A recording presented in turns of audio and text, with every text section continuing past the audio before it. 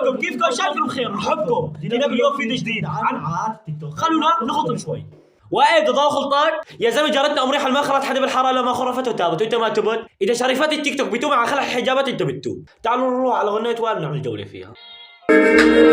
مرقت سنة وهيني أنا حامل حنان الكون، يا عرق عيني أحملها خبية بين شفوفاتي. عامل حلال الكون قلت لي أنت ماكسيموم تحمل السيجارة قدامي وأفضع عرضك. هلا بداية الغناية مرقى السنة هو صار له منفصل عن تيمار سنة. إذا بدنا نقول نورس لنورس صار له شهرين ومصحلط لها، يعني نورس بعيد عن الشكوك. أقسم بالله وأنا بفتح على الغناية بالي فايت على فيلم أكشن. مثل ما شفنا قال غنية تيمار والدنيا كلها منعتوا عنا. قال الدنيا كلها منعتوا عنا هو بده اياها. يا زلمه فضحت عرضها، شليت املها. قلت لها اكثر من مره مشان الصالح كنت تطنقر لها. الا انا نشر الغسيل يعني.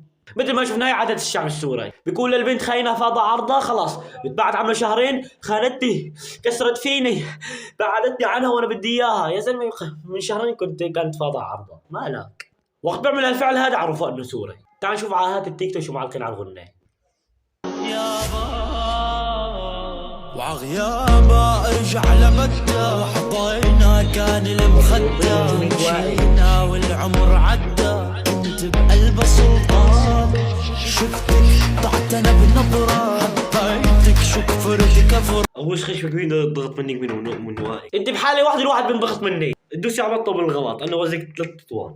شوفوا لي الصنة هي.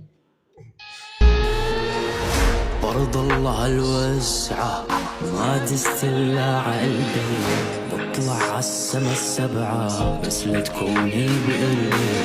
يا بنت لو صحتي تعب لجيكي انا بربي، نار لشعل معك بس لو دخلت بحربي.